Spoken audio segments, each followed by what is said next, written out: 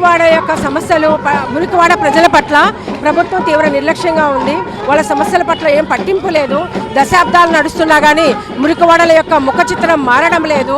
మురికివాడలకి కేటాయించబడ్డ నిధులు, మురికివాడ కేటాయించబడ్డ అభివృద్ధి కోసం కేటాయించబడ్డ చట్టాలు, జీవోలు, పథకాలు ఏవి అమలు కావడం లేదు. ఎలా ఉందంటే ఈరోజు జీవీఎంసీ యొక్క వైఖరి ఏడు చేపల కథలాగుంది.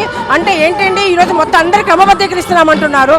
ప్రభుత్వ భూములు రూపాయికే ఈరోజు పెట్టుబడిదారులకు ఇస్తామంటున్నారు.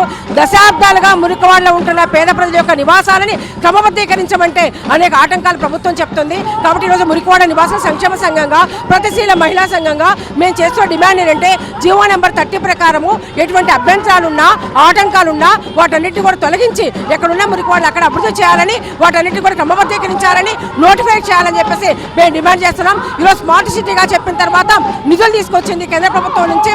ఆ ఒక్క ఐడెంటిఫై ఒక్కదాన్ని కూడా నోటిఫై చేయలేదు. కాబట్టి వాటి నోటిఫై చేయాలి. అదేవిధంగా వాటన్నిటికీ క్రమబద్ధీకరించాలి.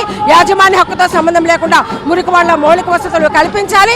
అదేవిధంగా మురికివాడల యొక్క కేటాయించబడిన నిధులన్నింటినీ కూడా వాళ్ళకి కేటాయించి వాళ్ళ యొక్క అభివృద్ధి కోసం వాటన్నింటినీ కూడా చేయాలని చెప్పేసి ఈరోజు మురికివాడ నివాస సంక్షేమ సంఘంగా మేము డిమాండ్ చేస్తున్నాం. కోసం ఎన్నో కార్యక్రమాలు చేస్తుందని చెప్తుంది, కానీ నిజంగా మురికివాడలో ఉన్న ప్రజల శ్రేయస్సు మాత్రం ఏమాత్రం పట్టించుకోవట్లేదు.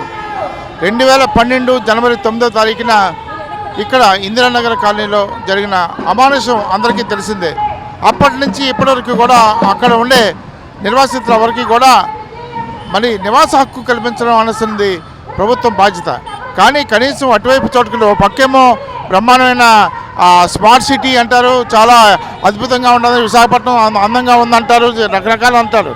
కానీ ఈ రోజున పరిస్థితి చూస్తుంటే అక్కడ దయనీయమైన పరిస్థితి. ఒక్కరోజు కాదు కదా, ఒక గంట జీవీఎంసీ కమిషనర్ని కానీ ఇక్కడ ఉన్న ప్రజాప్రతినిధులు కానీ ఒక్క గంట అక్కడ ఉండమనండి, ఆ కాలనీలో ఉండమనండి, ఆ తర్వాత మాట్లాడమని చెప్పండి. అంతేగాని ఈవేళ ఎంత ఘోరంగా వాళ్ళ స్వలాభాల కోసం వాళ్ళు చేసుకుంటున్నారు తప్ప ఈ పేదల సంక్షేమాన్ని ఏమీ చూడట్లేదు. దానికి నిరసనగానే ఈరోజు ఈ కార్యక్రమం జరుగుతుంది.